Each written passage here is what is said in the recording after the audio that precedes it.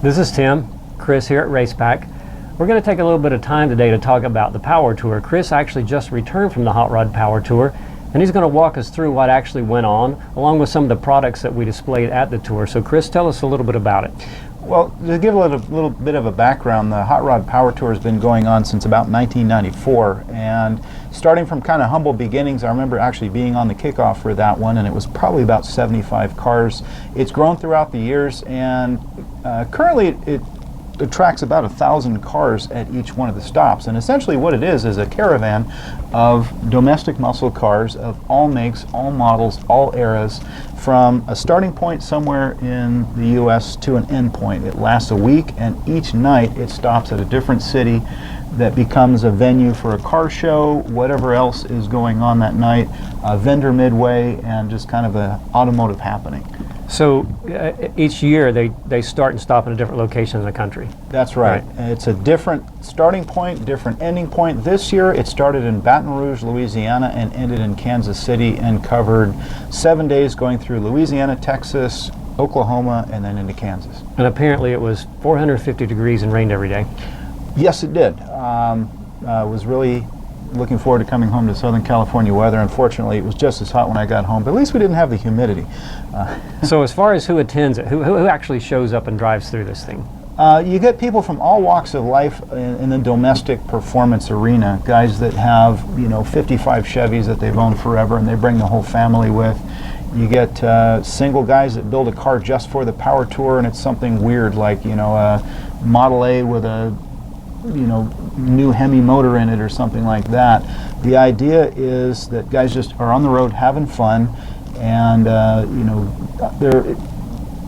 Do they run the entire tour? They run. Everyone does? Well, there's a few different groups. There's long hauls guys that are kind of the cream of the crop, and yes, they start at each point. They check in at each one of the stops every night, and they make the tour. Then you've got guys that just live regionally and maybe take a few days, like somebody who lives in the middle of Texas might have gone through the stops that went through Texas and then went back home.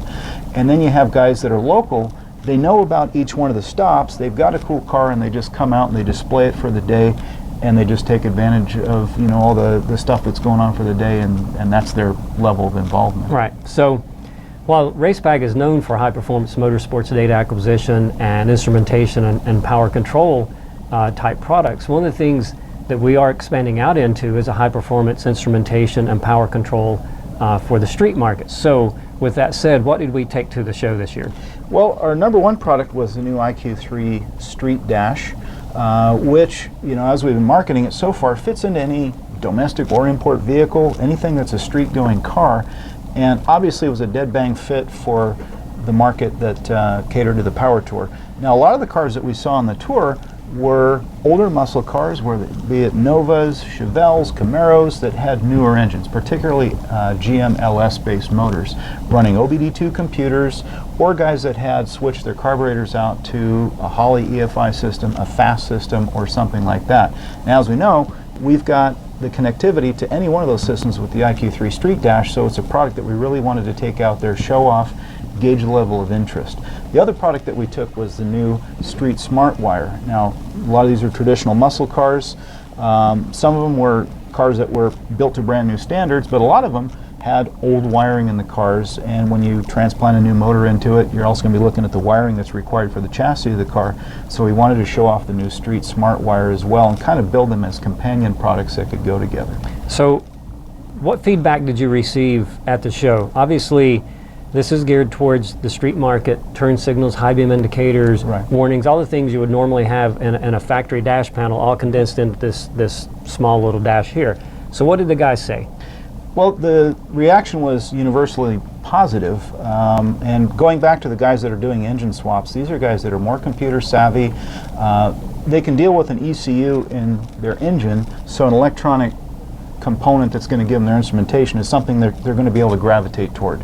And when you explain to these guys that have a new ECU or a new OBD computer that they can install the IQ3 Street Dash, connect a simple wire to it, and they've got the data stream coming out of their computer, and they've got all the instrumentation they need, most reaction from these guys was sign me up.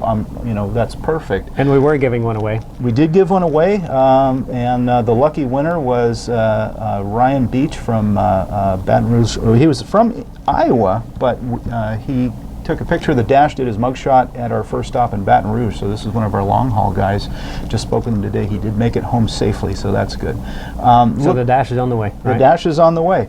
Now, looking at the guys with the more traditional muscle cars, guys with carbureted cars, guys came up with diesel trucks. Hey, I got a Cummins diesel.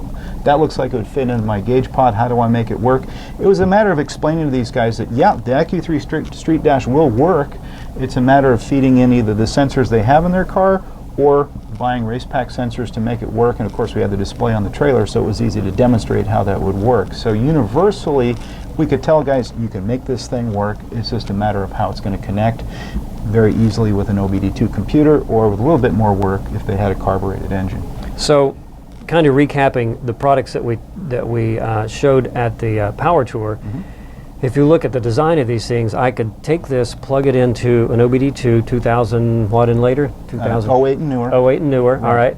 I could plug it direct into that. If they had an aftermarket ECU like a Haltech, Holley, anything like that, they could plug direct into it. Or we could add standalone sensors. I could take the Street Smart Wire, I could wire the car, eliminate the fuses and the relays, and it actually will run a T-connector over to the dash itself or to the cable going to the dash, and I could take inputs from the engine such as water temp and use that to turn on the radiator fan. Using this device right here. So basically we could make your old car like a new car. Exactly.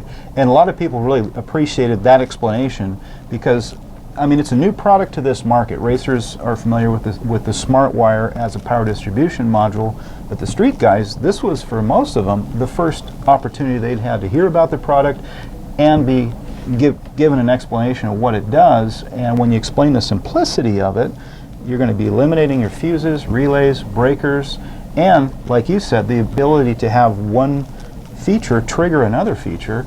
You know, the basic explanation I got was you can train this thing to, you know, turn the fan relay on when, or the fan system on when you hit a certain degree. And multiple choices also. You can do a lot of and/ors. Right. It's a programmable device that I could say if engine RPM was over 1,000 and I was exceeding 60 miles an hour and the water temperature went over 200, turn your radiator fan on. And guys appreciated the fact that it could do those things, and it was a learning process for these guys. So explaining a dash, something they're going to be looking at all day long, and how it connects was, I don't want to say a no-brainer, but a much easier explanation than the Street Smart Wire. But once people understood what it was, they really saw the benefit to it and thought that that was something they would want. Okay, 30-second summary. Take on the show. I think it was a great opportunity for Racepak to get belly-to-belly with the consumer and introduce them to the new products that we have for the street market. All right, perfect. Thank you.